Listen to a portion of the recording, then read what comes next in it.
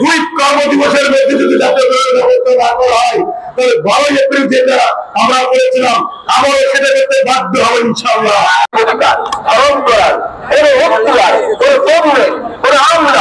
আপনারা জানেন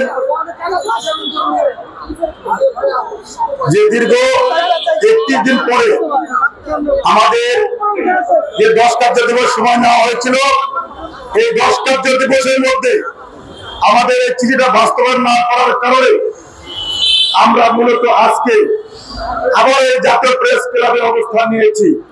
আমরা দীর্ঘদিন এখানে বসে থাকার জন্য আসি নাই, 31 দিন বসে থাকার জন্য এখানে আসি নাই।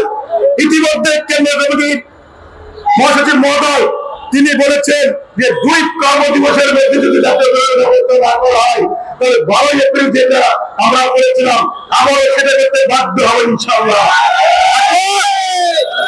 আমরা দীর্ঘদিন এখানে বসে থাকতে আসি নাই, যেহেতু প্রধান উপদেষ্টার কার্যালয় থেকে চিঠি করা হয়েছে, কেন আজকে মাননীয় প্রধান উপদেষ্টার কার্যালয়ের চিঠিতে অবজ্ঞা করা হচ্ছে, কেন সেটা দ্রুত বাস্তবায়ন করা হচ্ছে না, এর জন্যই আমরা এই প্রেস ক্লাবে আবারও সমবেত হয়েছি। আজকে শিক্ষক এবং শিক্ষিকাবৃন্দ তারা আমাদের সাথে একমত পোষণ করেছে যে দীর্ঘদিনের রাজপথে বসে থাকার জন্য আসি নাই। আমরা 2 কার্য দিবস মধ্যে যদি জাতীয় ব্যবস্থা না হয়, যদি ওই চিঠি উত্তর না আসে, তাহলে আবারও আমরা র্যালি করতে প্রধান উপদেষ্টা কার্যালয়ের দিকে র্যালি করতে বাধ্য হবো ইনশাআল্লাহ। আপনাকে তাই আমি মনে করি যে মাননীয় প্রধান উপদেষ্টা কার্যালয় থেকে যে চিঠিটা হয়েছে, কেন এই চিঠি দ্রুত বাস্তবায়ন হচ্ছে না?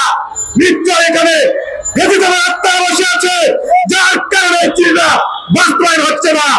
কারণ মাননীয় প্রধান উপদেষ্টা যিনি আমাদের মাত্র 9 মাস ক্ষমতায় বসে থাকার মধ্যে তিনি এই বিদ্যালয়গুলো জাতীয়করণের জন্য চিঠি করেছেন, তারপরেও কেন এই জাতীয়করণের যে অনুমোদন সেটা কেন বাস্তবায়ন করা হচ্ছে না? নিশ্চয় কোন কিন্তু আছে।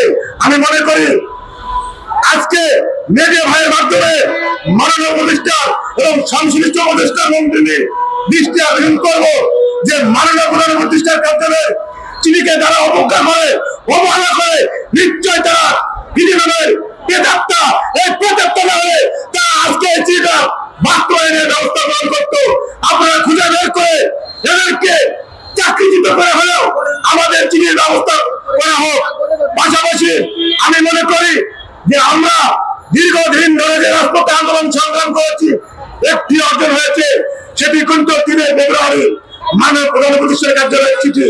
আমি মনে করি 12 এপ্রিলে আমাদের শিক্ষকরা যে ভূমিকা রেখেছিল, আবারও যদি প্রয়োজন হয় সেই ভূমিকা রাখতে পারবেন কিনা বলেন?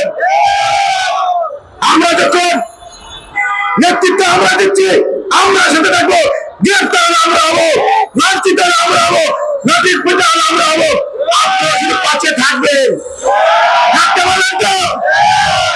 আজকে আমরা পথের আধারে এই প্রেস ক্লাব আসি নাই, দীর্ঘ 12টি বছর হলো এই জাতীয় প্রেস ক্লাব আন্দোলন সংগ্রাম করছি।